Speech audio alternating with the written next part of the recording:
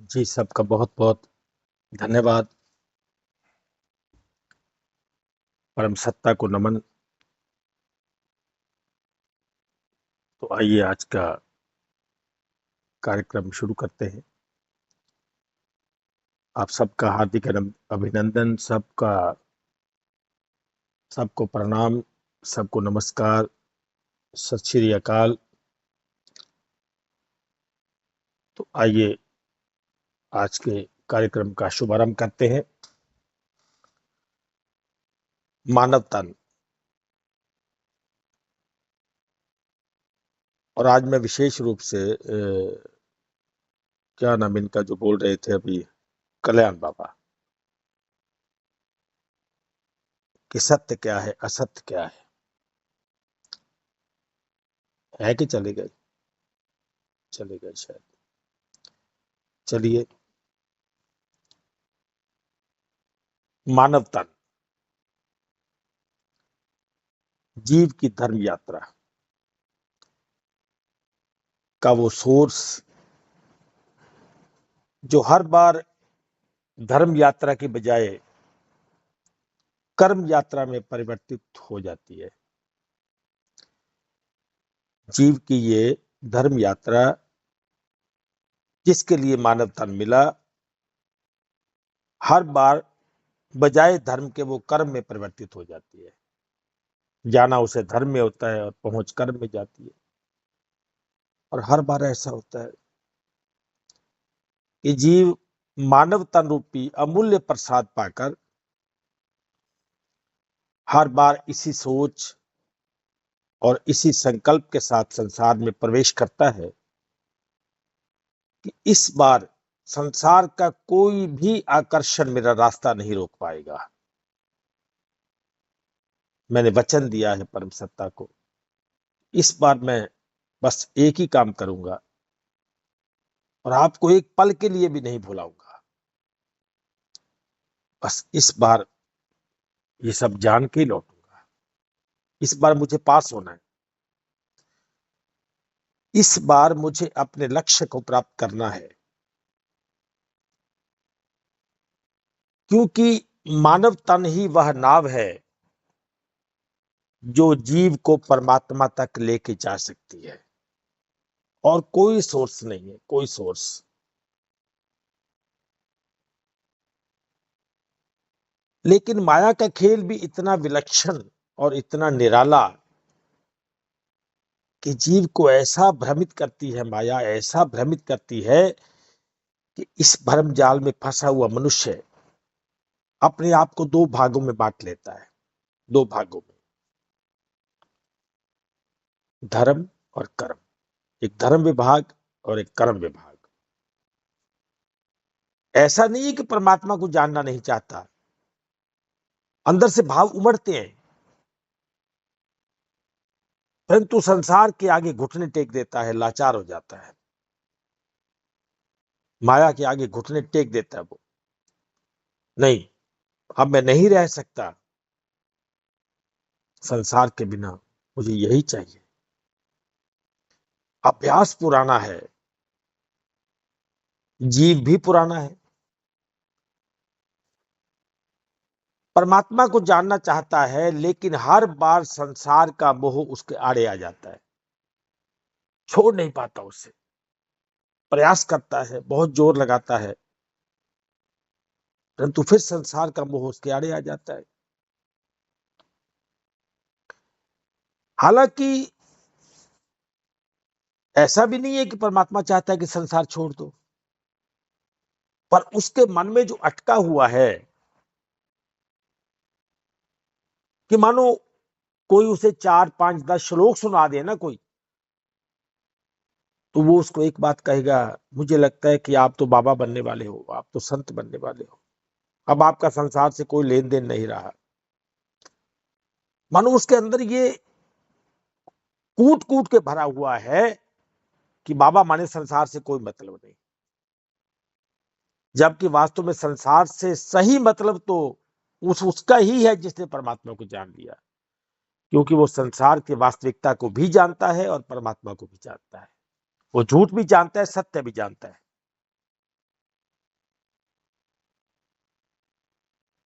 अब एक तरफ उसका वो लक्ष्य है जिसके लिए ये मानव तन मिला, और दूसरी तरफ शरीर के द्वारा अपने मैंपन का वो एहसास, ये मैं हूं, जो उसे हर समय मैं शरीर हूं होने का आभास दिए जा रहा है।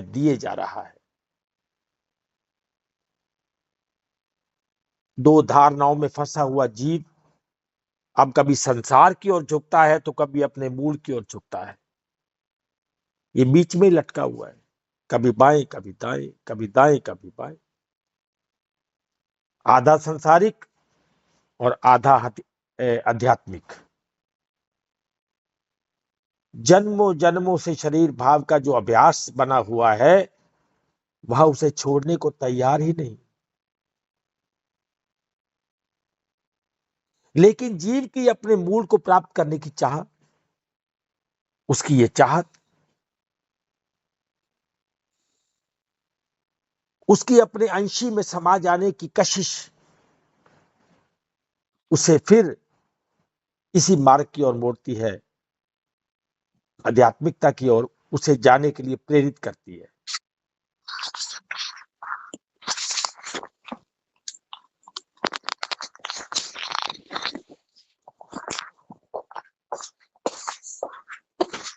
संसार का बड़े से बड़ा सुख भी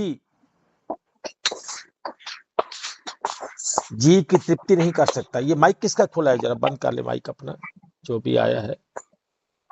गुरमीत जी माइक देखिए। जी जी। अब आधा संसारिक आधा आध्यात्मिक,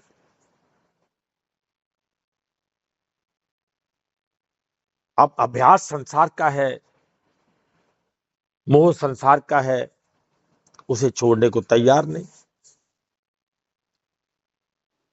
और इधर संसार का बड़े से बड़ा सुख भी जीव की तृप्ति नहीं कर पा रहा है। और शरीर है कि जीव को संसार से आगे नहीं जाने देना चाहता, यही रहो बस। एक तरफ भौतिक तन के माध्यम से प्रत्यक्ष दिखता हुआ संसार और एक तरफ अदृश्य परमात्मा। अब जीव किसको चुनेगा? अब आंख से संसार दिखता है, कान से सुनाई देता है, ये सब चलते फिरते खाते पीते लोग, इतना आकर्षण। और एक तरफ वो संसार जिसने उसे बड़ी मेहनत से लगन से बनाया है, सजाया है, संवारा है और एक एक तिनका करके जोड़ के खड़ा किया है। बड़ी मेहनत की है उसने। अब वो ये कहां चाहेगा कि मैं अपनी इस मेहनत को असफल होने दूं? नहीं चाहेगा। कितना बड़ा खेल है।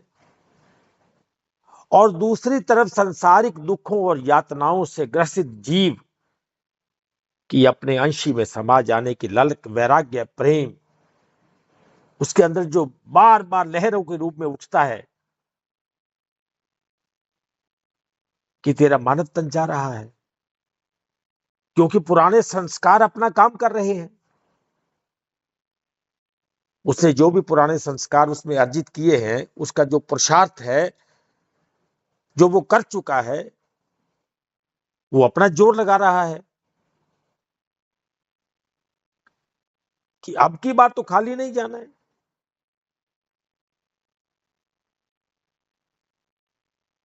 अपरा प्रकृति और परा प्रकृति दोनों के मिश्रण से बना जीव आखिर करे तो क्या करे? जैसे हमारे गुरमीत बहन जी बोलते हैं कि अब क्या करे, ये दिल तुम बिन लगता नहीं तो फिर क्या करे। ये आधा शिव और आधी शक्ति, जो आधा शिव है और आधा शक्ति है, अर्धनारीश्वर स्वरूप, आधा नर आधा ईश्वर।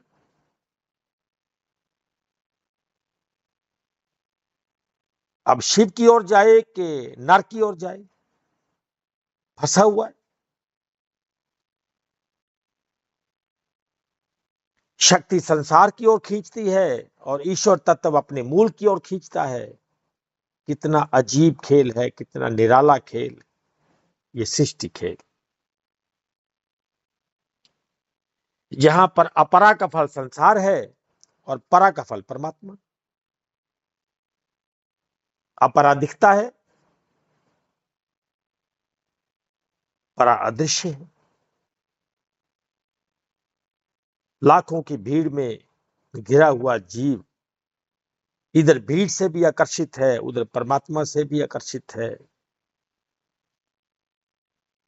तो महापुरुषों ने संसारिक जीवन जीने वाले को पशु कहा है। पशु कि करतूत पशु की मानस जात।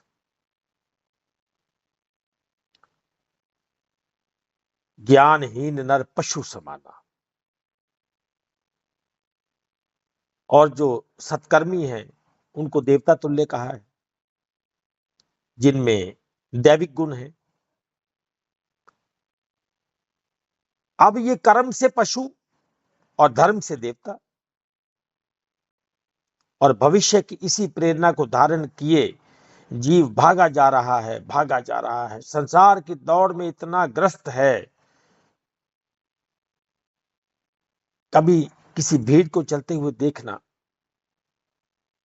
और फिर अपने मन में विचार करना कि जितने भी भागे जा रहे हैं, दौड़े जा रहे हैं अपने काम की ओर, अपने कर्म की ओर, क्या इनको परमात्मा याद है? क्या इनको ये कहीं ध्यान भी है कि मेरा जीवन मानव तन मिलने का कारण क्या है? सपने में भी याद नहीं कईयों को तो। और जिनको याद है, अब वो भी दो विचारों वाले हैं।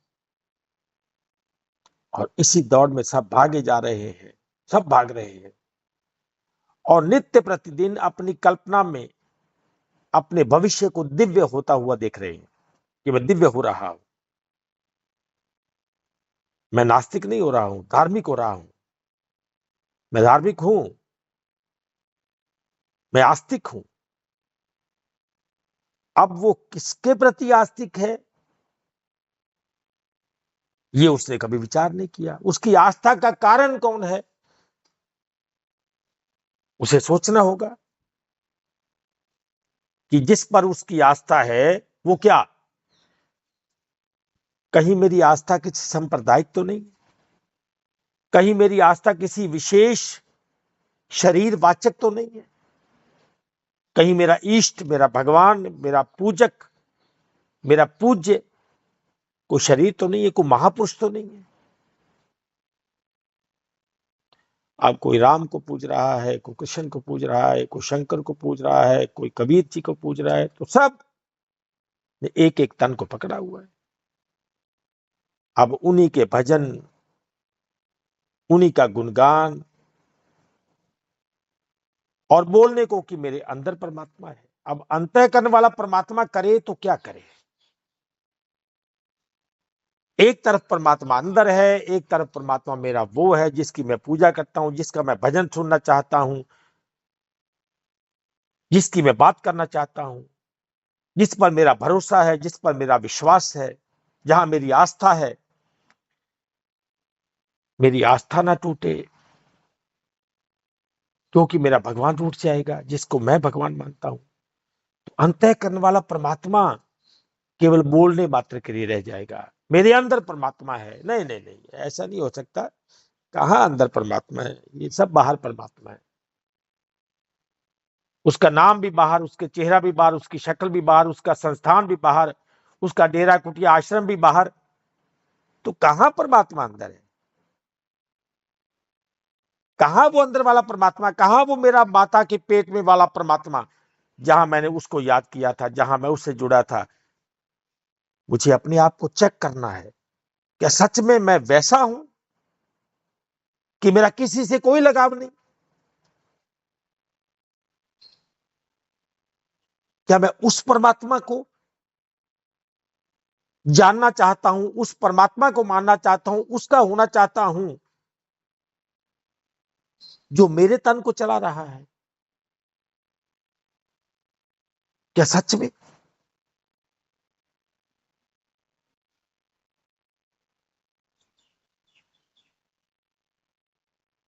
क्या सच में मैं उसी का हूं, उसी को प्रणाम करता हूं, उसी को पुकार करता हूं, या फिर मेरी पुकार किसी और को है?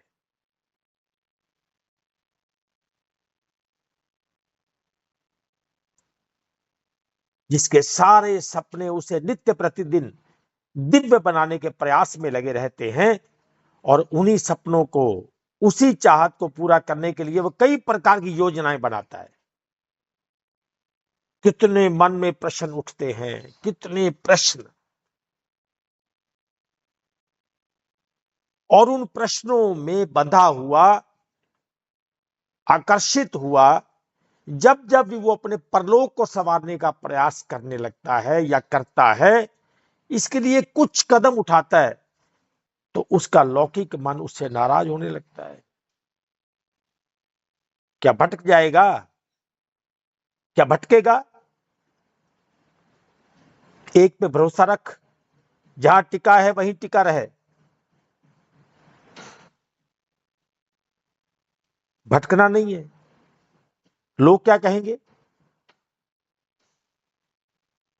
मुझे लोक लाज की परवाह ज्यादा है, अपने मानव तन के उस लक्ष्य की परवाह बिल्कुल कतई नहीं है।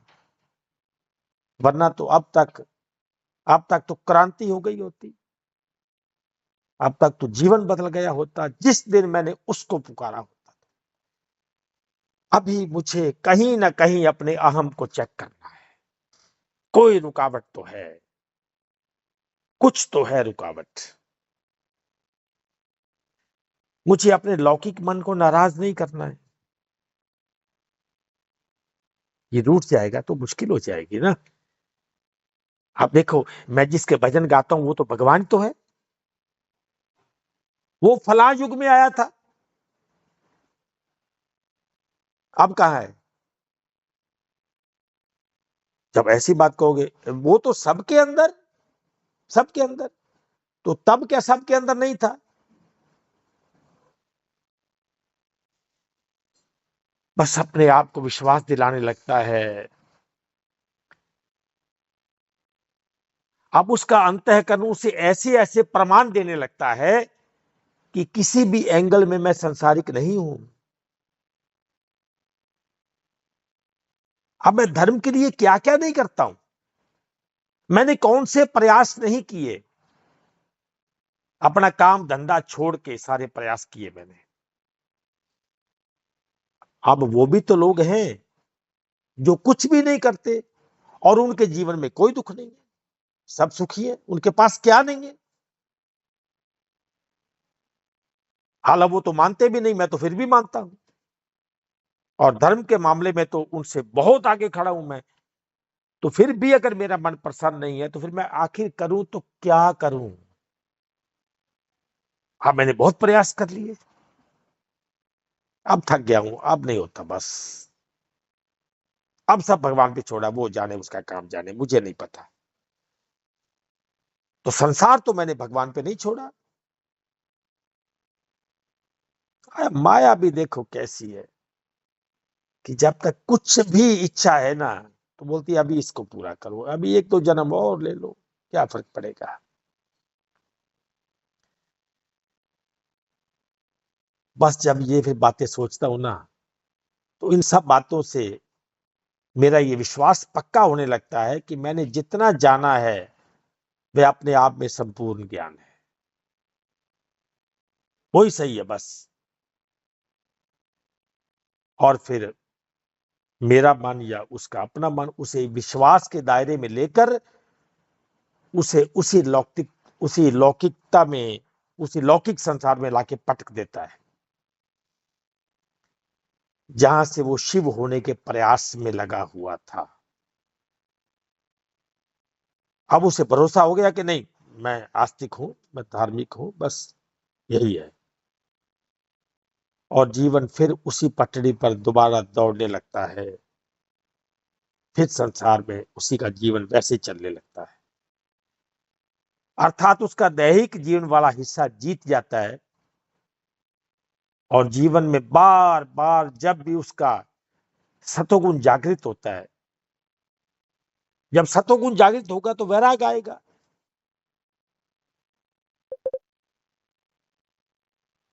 अब उसका वैराग्य उसे मजबूर करेगा कि नहीं, कुछ है, कुछ है, परमात्मा ऐसा तो नहीं हो सकता, नहीं नहीं, परमात्मा ऐसा नहीं हो सकता है। तो फिर वो अपने आप को जैसे ही जांच करता है, सतोगुण आने पर जैसे उसके अंतःकरण में सतोगुणी विचार उमड़ते हैं, तो तब तब रजोगुणी भी हावी होने लगता है। अब रजोगुणी विभाग उसे दबाने में कामयाब हो जाएगा। कहीं से फोन आ जाएगा, कुछ काम आ जाएगा, कुछ संसारिक काम हो जाएगा। अब क्या है कि इसे हम अपने आप पे भी चेक कर सकते हैं।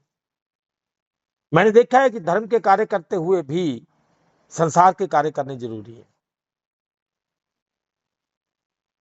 संसार उसको इतना समय नहीं देता है कि वो केवल अपने साथ कुछ पल बैठ जाए, अपने साथ, अपने उस सत्ता के साथ, अपने उस परमात्मा के साथ जिसको वो अपने अंदर बोलता है।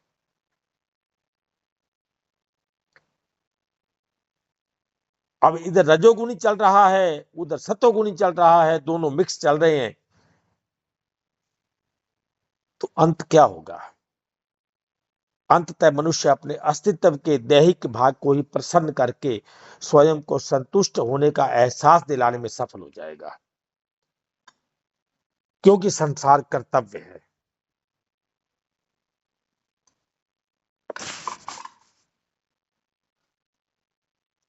संसार कर्तव्य।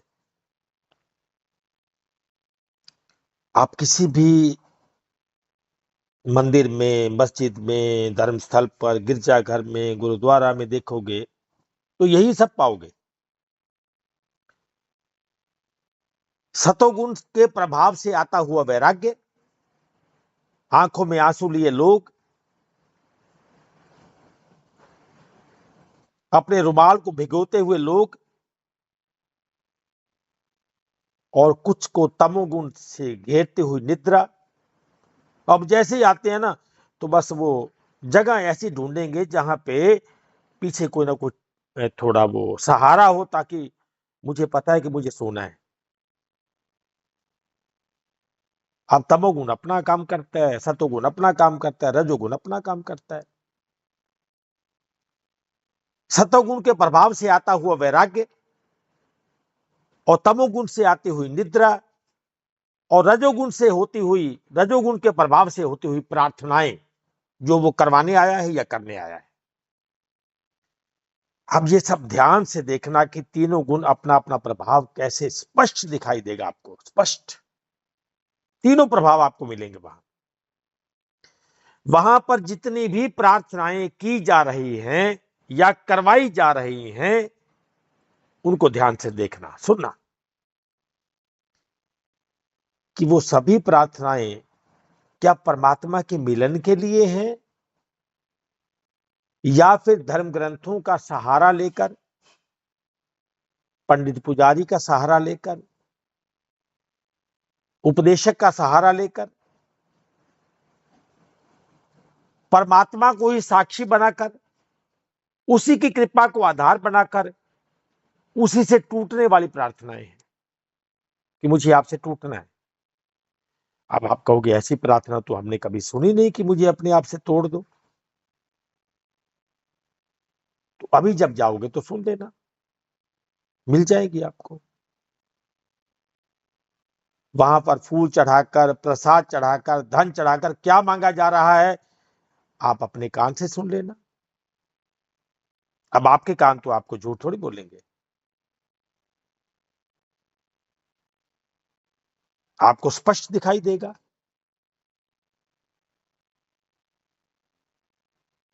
कि वहां पे जो भी बोला जा रहा है, जो भी कहा जा रहा है, वो क्या है, वो आपको दिखाई देगा।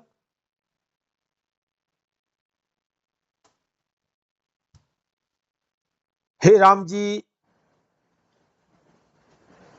हे श्री कृष्ण जी, हे महादेव, हे अकाल पुरख, हे मायापति, हे जगत के स्वामी, हे मेरे परमपिता, मेरे संसार में खुशियां भर दो। मेरे जीवन को खुशहाल कर दो।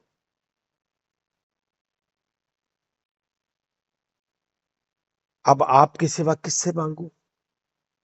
कोई है नहीं। आपका ही सहारा है, आप ही मेरे सब कुछ हो। जिसका सीधा अर्थ यह है कि मैं अभी आपका होना नहीं चाहता हूं, अभी तो मेरे खाने पीने के दिन है। और परमात्मा है कि भूखा मारता है सबको। जब परमात्मा के हो जाओगे तो फिर तो आपको खाना मिलना बंद हो जाएगा, पानी मिलना बंद हो जाएगा, श्वास मिलना बंद हो जाएगा, आप तो भिखारी हो जाओगे।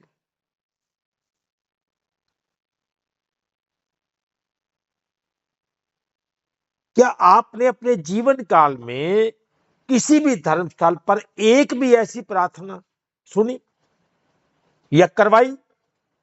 किसी ने करवाई हो, या आपने करवाई हो, या फिर आपने सुनी हो कि हे मालिक, आपके सेवक फला फला आदमी, कोई भी नाम ले लो, कि श्री कुंदन लाल जी, श्री नथुराम जी के द्वारा आपके श्री चरणों में 1001 रुपए का दान चढ़ाया गया है, और इनकी एक प्रार्थना है कि इन्हें दोबारा यहां ना आना पड़े, क्योंकि इनकी आपके सिवा कोई भी सांसारिक मांग नहीं है, इनकी मांग परमात्मा है, तो उसके लिए ये इतना दान चढ़ा रहे हैं। तो ये चाहते हैं कि मुझे बस परमात्मा ही मिले, मुझे कुछ चाहिए नहीं। मुझे तो नहीं लगता किसी ने ऐसी प्रार्थना कभी सुनी हो या करवाई हो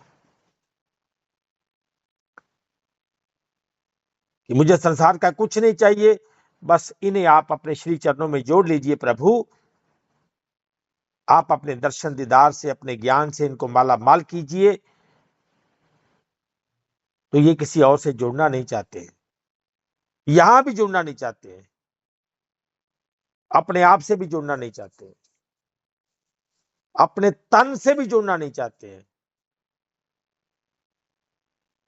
नहीं, मुझे ऐसी प्रार्थना तो नहीं करवानी, ना ही मैंने कभी की है। ये तो कोई बीच वाला रास्ता निकल आए ना तो वो ज्यादा ठीक है। बीच वाला को रास्ता,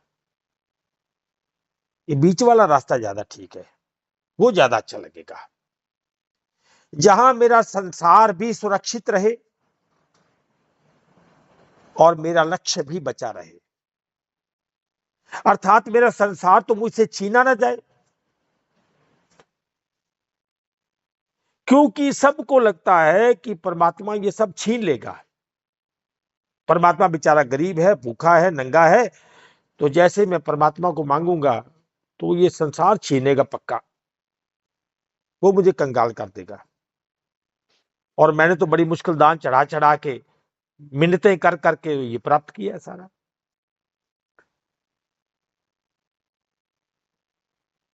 तो मेरा संसार भी बचा रहे, मेरा लक्ष्य भी पूरा हो जाए, तो अंत में मैं आपके चरणों में निवास पाऊं बस। और नहीं पाऊंगा तो मेरे पीछे वो है प्रार्थना करने वाले, प्रार्थना कर देंगे।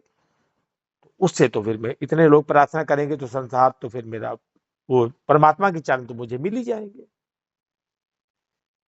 क्योंकि ये मेरा अतीत है, मुझे प्रिय है। इसे छोड़कर तो मैं निहत्था हो जाऊंगा,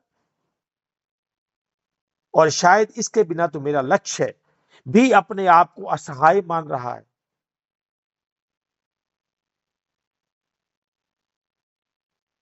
अपने जीव को तृप्त करता हूं तो शरीर अतृप्त रहता है, और अगर अपने शरीर को तृप्त करता हूं तो जीव मुझको धिक्कारता है, कोसने लगता है। हर मन की दशा ये है, अब जाएं तो जाएं कहां। हर मन की कश्मकश यही है। इसमें कोई संदेह नहीं है कि मैं जीतना चाहता हूं, मैं लक्ष्य को प्राप्त करना चाहता हूं, मगर संसार की हार भी मुझे स्वीकार नहीं है। संसार को और अपने अहम को हार कर जीतना मुझे कतई पसंद नहीं है। मेरा तन, मेरा मन, मेरा धन जैसा है वो वैसे का वैसा बना रहे, कम से कम वैसे का वैसा बना रहे, बड़े तो ज्यादा अच्छा है। क्योंकि बधाई का मतलब क्या है? बड़ा हुआ है, बढ़ गया। अब उम्र बढ़ती है तो जन्मदिन की बधाई, शादी होती है तो शादी की बधाई, तो बधाइयां बधाइयां लेता हूं। अब इसमें ना तो कोई कमी आए और ना ही कोई अड़चन हो, क्योंकि सच तो ये है कि ये तो मुझे भगवान से भी प्यारा है, क्योंकि उसी ने तो दिया है मुझे ये।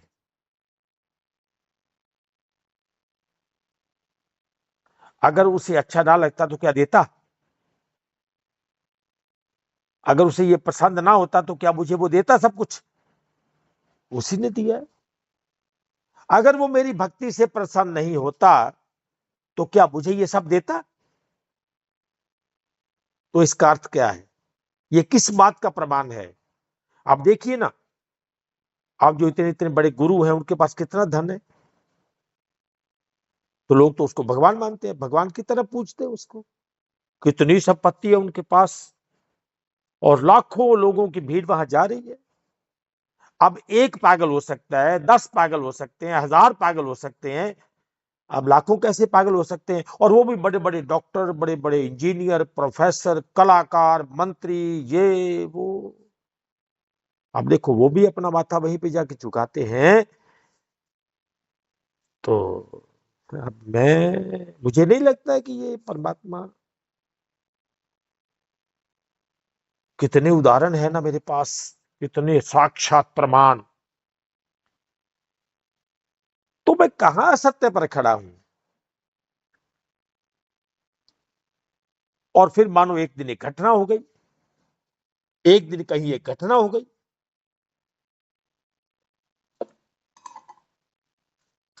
जैसे ही परमात्मा से ऐसा प्रश्न किया तो एक घटना घट गई कि कहीं से ऐसा सत्संग सुन लिया कि परमात्मा तो ये है, और तेरा तो रूप रंग परमात्मा जैसा है, तू तो आकारी है ही नहीं, और ये माया संसार तो मिथ्या है, माया है, झूठ है। हालांकि जो गा रहा था वो तो बरसों से गा रहा है, उसको तो कोई फर्क नहीं पड़ा, उसको तो इसके पैसे मिलते गाने के उल्टा, कि ये ब्रह्म सत्यम जगत मिथ्या और जीव जो है वो ब्रह्म ही है। बस ये तो गाने, उसको गाया, उसने रोज गाता, उसको तो कोई फर्क नहीं पड़ता, तो आपको चोट क्यों लगी? आप भी उसके जैसे हो जाओ। जो गा रहा है कि परमात्मा जो है वो सत्य है और ये जगत मिथ्या है, तो उसके तो देखो फॉलोवर कितने हैं। अब वो इसी काम से लाखों कमा रहा है, तो मैंने सुन लिया तो मुझे इस बात का क्यों प्रॉब्लम हो रही है कि ये मिथ्या है? मुझे नहीं होनी चाहिए।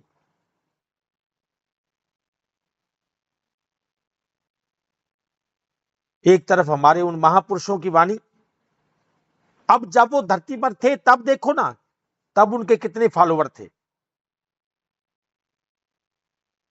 जब वो धरती पर अपना प्रचार लेके चले थे, जब लोगों को ये सुना रहे थे, लोगों के उस कर्म कांड का विरोध कर रहे थे, उनके उस धर्म का जिसको वो धर्म मान के बैठे हुए थे, जब वो उसका विरोध कर रहे थे तो उनकी क्या हालत बनाई संसार ने, क्या हाल किया उनका। आज उनके आगे हमने पता नहीं क्या क्या लगा दिया, प्रभु लगा दिया, तो क्या क्या शब्द, बड़े बड़े शब्द लगा दिए हमने उनके आगे।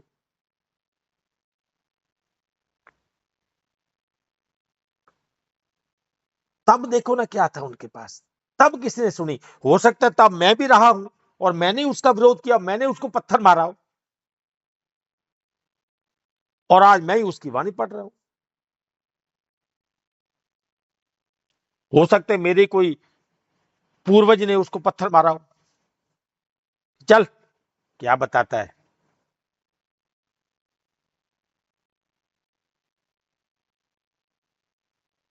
अब मेरे सामने दो रास्ते हैं।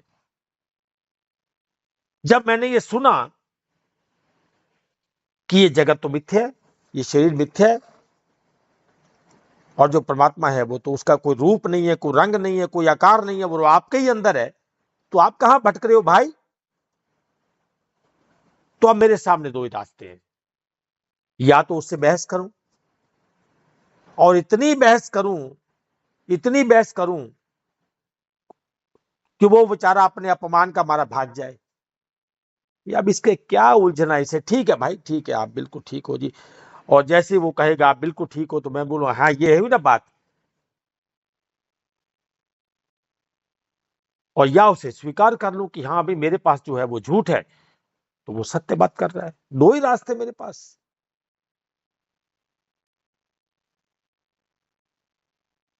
और अगर मैं अपने असत्य का विरोध करता हूं, तो मेरा जो समाज में रुतबा है, जो मेरी इमेज है, उसका क्या होगा? वो तो मिट्टी में मिल जाएगी ना।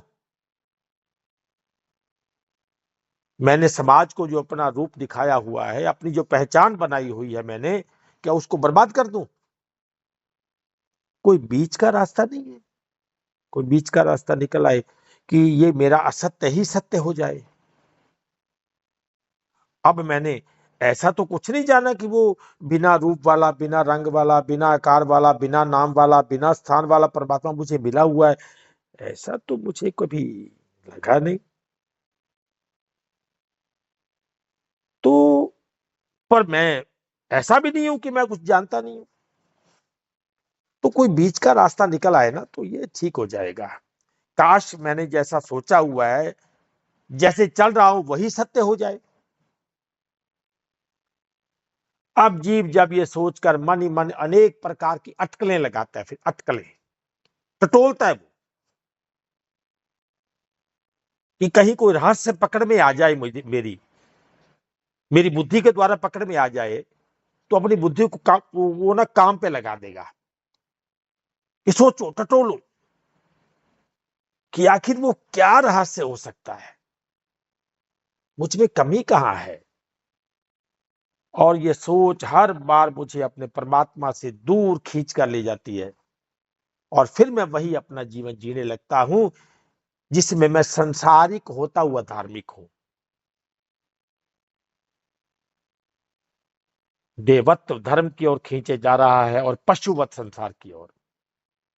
इसमें कोई संशय नहीं है कि मैं देवत्व के पीछे भागना चाहता हूं, भक्त होना चाहता हूं, मुक्त होना चाहता हूं, परमात्मा को जानना चाहता हूं, परंतु परमात्मा की तर्ज पर नहीं, उसके उस ज्ञान वाले विधान की तर्ज पर नहीं, अपने मनमाने विधान पर, उसके तर्ज पर, किसी बीच वाली तर्ज पर, जहां मेरा देवत्व भी बचे, परंतु मेरे पशुपन की ओर से मुझे कोई कठिनाई ना हो। और मैं सदियों से इसी नए विधान, किसी नए उपाय की तलाश करने में लगा हुआ।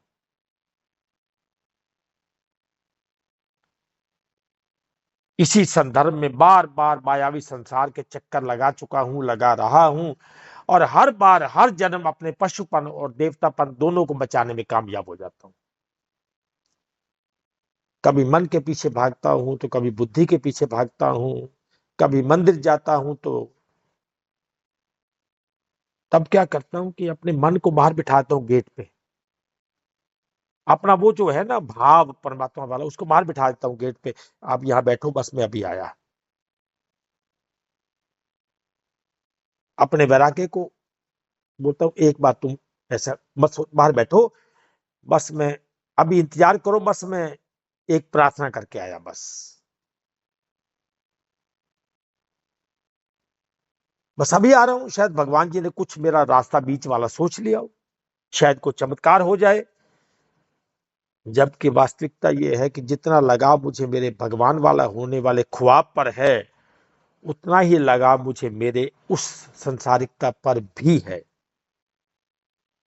और इसी कारण जब संसार में होता हूं, तो मेरा वैराग्य, मेरा वो जो अतृप्त, वो जो तृप्त नहीं हुआ है ना, वो असंतुष्ट, अधीर और व्याकुल मन, वो मेरे साथ चलता है, जो मुझे बार बार मेरे अधूरा होने का एहसास दिलाता है,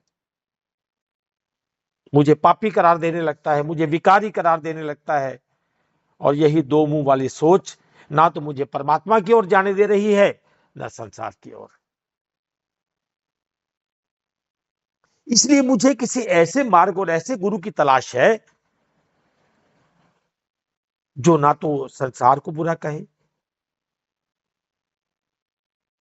अपितु अपने प्रवचनों में ये भरोसा दिला दे कि बस ये आप ले जाओ, ये मैं आपको दे रहा हूं, नाम दे रहा हूं, बस आप इसमें मेहनत करो थोड़ी।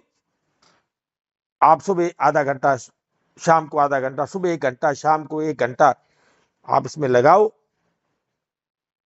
और फिर आपको परमात्मा मिल जाएगा। और अगर ना भी मिला तो कोई बात नहीं, आपने गुरु धारण कर लिया है ना, तो अंत में आप परमात्मा में ही जाओगे, चिंता मत करो आप। बस यहां थोड़ा वो आते रहो, जाते रहो, दान चंदा देते रहो, सेवा करते रहो, तो आपका वो काम हो जाएगा। अब ये बड़ा अच्छा लगा, ये प्रवचन अच्छा, बड़ा प्रिय लगा मुझे। अब इसको सुनने के बाद मेरा धन जो मुझे सबसे प्रिय है ना, अब मैं भी वो भी चढ़ाने लगा हूं, वो भी देने लगता हूं। ये मेरा सपना पूरा हो गया। अब यही वो कारण है कि ऐसे गुरुओं के पास लाखों करोड़ों की भीड़ जमा होने लगती है, क्योंकि वहां बीच के रास्ते की बात हो रही है, बीच के रास्ते की बात। वहां मेरी हर उस बात का समर्थन किया जा रहा है जिसे मैं सदियों से, जिसमें था, सोच रहा था। यहां मेरे विचार को कायम रखा जा रहा है। अगर ये कहा जाए, वो पार्वती वाली, शंकर वाली कहानी आपने सुनी होगी कि पार्वती ने किसी सूअर को देख लिया, अब वो गंदगी खा रहा था, तो शंकर जी से कहा कि स्वामी, ये देखो कि क्या खा रहा है, गंदगी खा रहा है, देखो आपका स्वर्ग खाली पड़ा है, तो इसको वहां नहीं भेज सकते क्या? बोले क्यों नहीं भेज सकता प्रिय, भेज सकता हूं।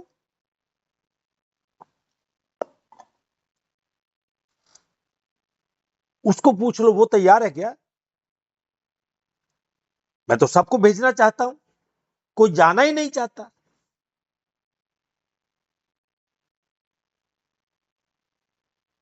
बोला नहीं नहीं, ऐसा कैसे हो सकता है, कोई स्वर्ग ना जाना चाहे? तो बोला पूछ लो।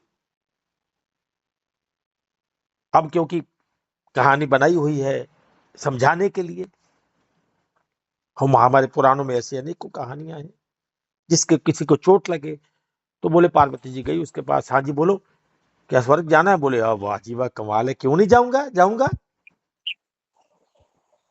जाऊंगा। तो बोले ऐसा है, फिर जल्दी करो, तैयार हो जाओ, हम स्वर्ग भेजने वाले हैं। बोला रुको रुको रुको, अकेला थोड़ी जाऊंगा। तो बोली और? बोले अपनी पत्नी को भी साथ लेके जाऊंगा, मेरे बच्चे भी हैं, पत्नी भी है। तो बोले उनको पूछाऊं? बोले जल्दी करो, मैं यहीं खड़ी हूं, बस पूछ के आओ। बोले भागा गया, भागा आया, बस अभी आया। और एक बात बताऊं, कौन इनकार करता है स्वर्ग जाने से? उनकी हाँ ही होगी। अब गया बेचारा पूछने के लिए, अपने घर में गया तो पूछता है कि भाग्यवान क्या स्वर्ग चलना है? बोले क्यों नहीं जाओगे, जाएंगे।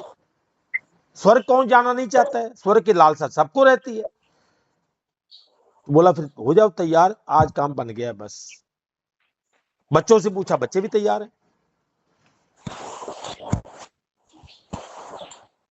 तो बोले एक बात पूछ के आओ बस, और कोई समस्या नहीं है, और कोई समस्या नहीं, बस एक बात उनसे पूछ के आओ कि या ये जो सामान खाने को वहां मिलेगा कि नहीं।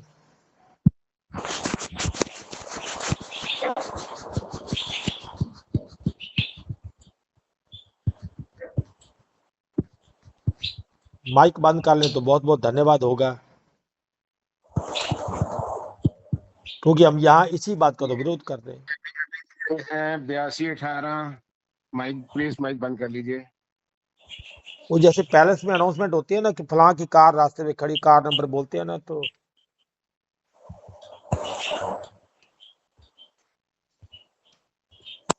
अरे अब उनसे देखो ये ये पूछ किनका के चल आओ। रहा है।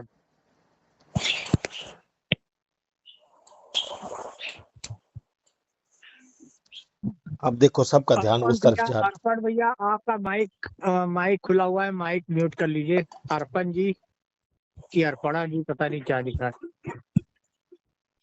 हाँ।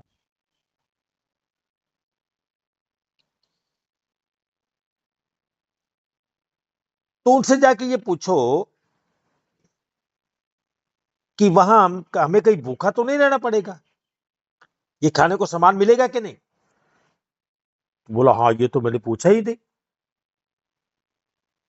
आप कहीं स्वर्ग में भूख से ही मर जाएं। तो आया भागा भागा, बोला जी ऐसा है कि सब तैयार हैं जी, मिलो सब तैयार है।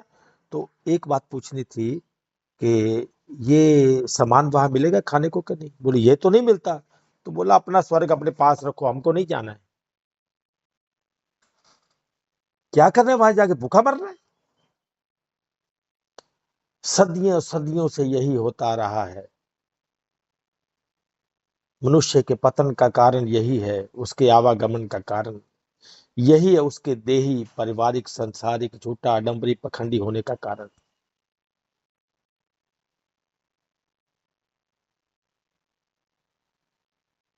यही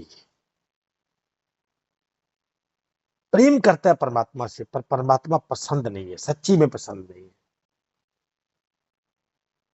तभी भगवान वाला कोई करोड़ों में एक, करोड़ों में कोई एक। और संसारिक तो आप देखो जहां जाओ आपको सब भक्ति भक्त दिखाई देंगे। और वो एक जो करोड़ों लोगों को ये कहकर संबोधित करता है कि आपको अभी पता ही नहीं है, आप अपने जीवन को खराब कर रहे हो। अपने अंदर ढूंढो, अपने अंदर पाओ। महापुरुषों ने देखो कितना इस बात पे जोर दिया। अंदर ही शांति है, अंदर ही आनंद है, अंदर जुड़ो, अपने अंदर जुड़ो, स्वधर्म का शोर मचाए।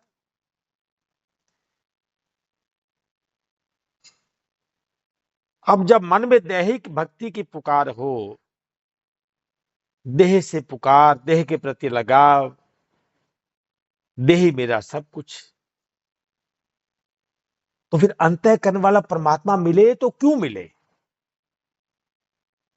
क्यों मिले वो, आखिर मिले तो क्यों। जब कोई आपके ही घर में आ जाए तो आपका डिनर सेट उसे पसंद आ जाए, तो वो आपसे प्रेम के बजाय डिनर सेट को प्रेम करने लगे कि ये मुझे दे दो बस, तो आपकी अवहेलना करे तो आपको कैसा लगेगा।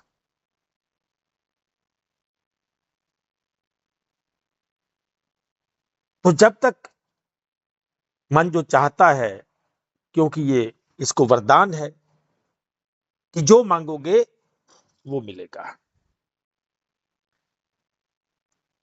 तो श्री गुरु अर्जन देव जी ने इस बारे में कहा है कि सुन अंधा कैसे मार्ग पावे, कर गह लेह और निभावे, कहाँ बुझारत बूझे डोरा,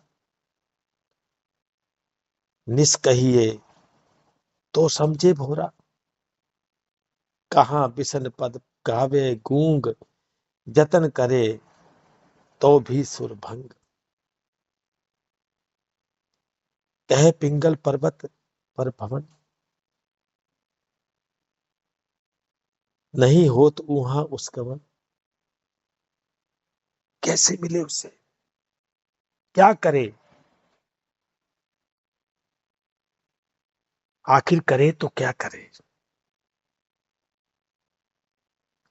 करतार करना में दीन बेनती करे, नानक तुम्हारी कृपा तरे। ये अब उसकी कृपा का मामला है, सारा सारा मामला उसकी कृपा का। अब कृपा में मैंने मांगा क्या, मेरी डिमांड क्या है, और जब वो कुछ बताने लगता है, समझाने लगता है, तो पीछे कौन हटता है, वही जो पुकार कर रहा था।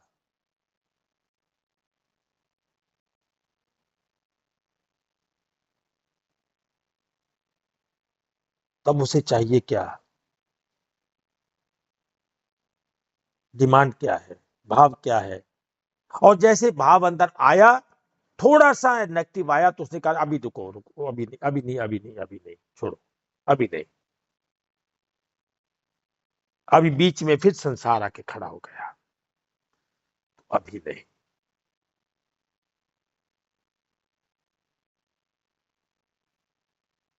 बोलते हैं ना कि सच्चे मन से को प्रार्थना करे तो वो मिलता है। अब ये सच्चा मन पता नहीं इसमें झूठा क्या आ जाता है।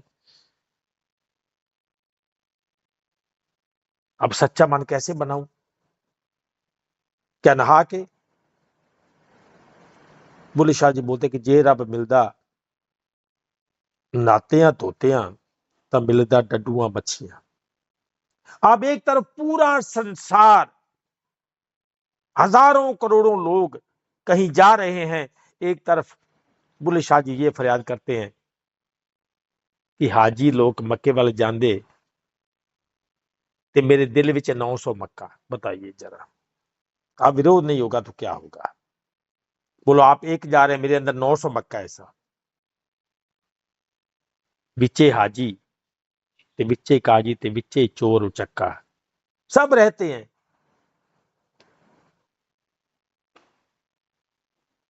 सब रहते उसमें। हाजी लोग मक्के वाले जांदे ते असा जाना तख्त हजारे, जित वल यार तिते वल काबा ते पावे फूल किताबा चारे। तू अपने ग्रंथ पढ़ ले, ये है कहां पे? तू अपने ग्रंथ पढ़, उसमें अगर लिखा मिल जाए मेरी बात सत्य है तो मान लेना, अगर वहां लिखा ये मिल जाए कि तेरा परमात्मा बाहर है तो उसको मान लेना। महापुरुषों ने चुनौती दी, तब वो महापुरुष नहीं थे।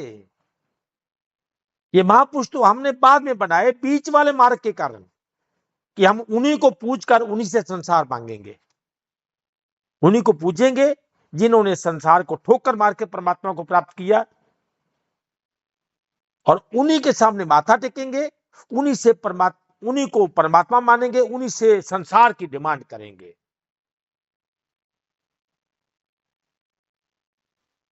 कबीरदास जी कहते हैं कि दुनिया देखो मस्त दीवानी, भक्ति भाव ना पूछे।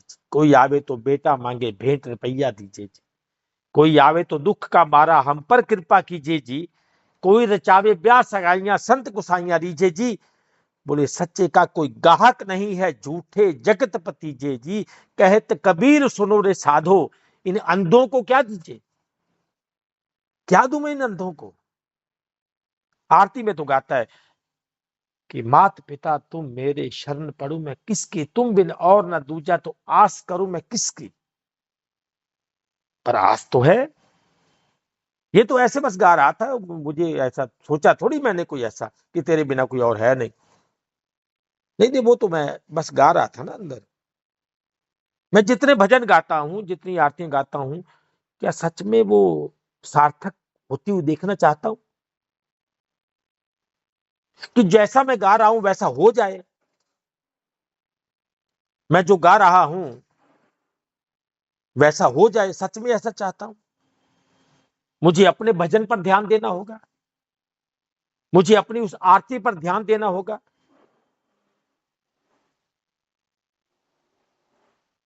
जिसमें मैं ये गाता हूं कि तुम हो एक अगोचर सबके प्राणपति।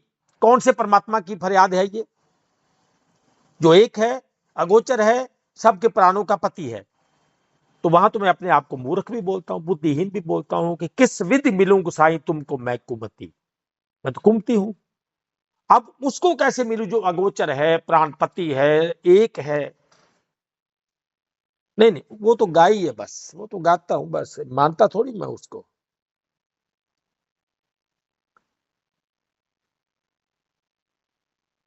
मुझे कौन सी प्रार्थना करनी है, कैसी प्रार्थना करनी है, और किस जन्म में करनी है, ये मुझे सोचना होगा। चलो इस जन्म में ना सही, कोई बात नहीं, इतना ही निश्चय कर लो कि अगले जन्म में ऐसी प्रार्थना करूंगा। इस जन्म में तो मुझे नहीं चाहिए,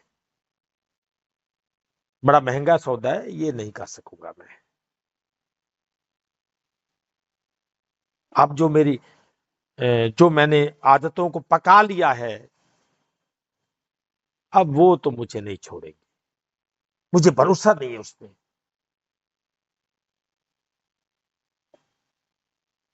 तो ऐसा करते करते करते करते मैं अपने जीवन को बिताए जा रहा हूं, भगवान के भजन गाए जा रहा हूं, जीवन को बिताए जा रहा हूं।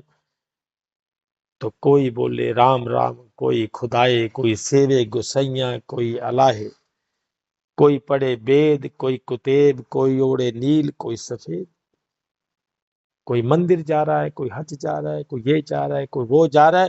पर महापुरुष कहते कि कहो नानक जिन हुक्म पछाता, प्रभ साची का भेद तिन जाता। उसका भेद तो वही जानेंगे जिन्होंने हुक्म को पहचान लिया।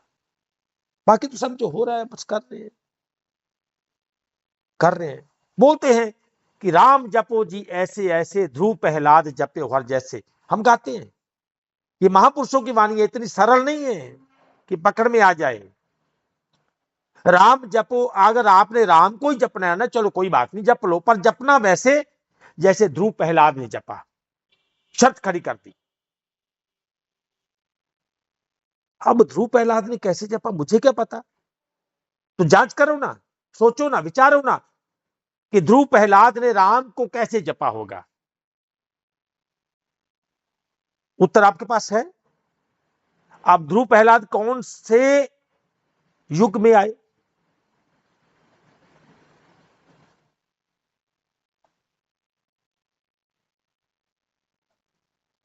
ध्रुव प्रहलाद कौन से युग में आए? तो आप कहोगे सतयुग में, आपको पता है। तो राम जी कौन से युग में आए? त्रेता में, उससे अगले युग में। तो ध्रुव जी प्रहलाद जी को कौन सा पता राम कौन सा राम? राम जपो जी माने कौन? जीव। अजीब, राम को ऐसे जप जैसे ध्रुव प्रहलाद ने जपा। उन्होंने कौन सा राम जपा? वो तो एक युग पहले ही हो गए। तो मानो ये वाला नहीं,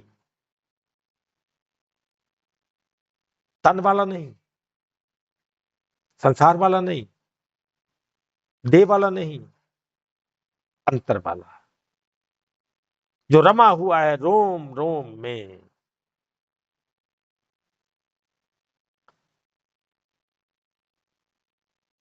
तो आज इतना ही कहूंगा,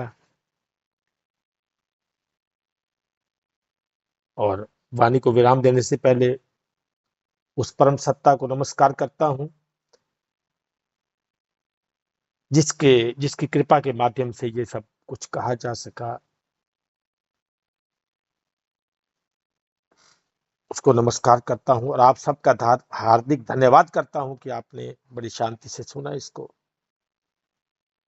वचन कठोर है, बहुत कठोर है,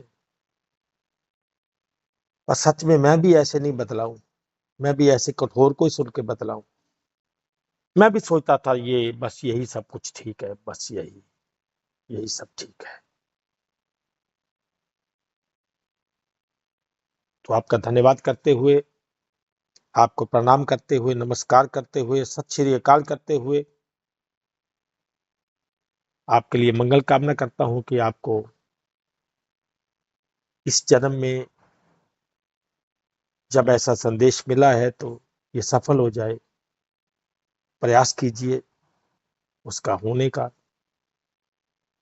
क्योंकि एक जन्म तो होना पड़ेगा उसका, जिसके लिए बार बार मैं आता हूं धरती पर। तो परमपिता परमेश्वर की जय हो। सबका धन्यवाद।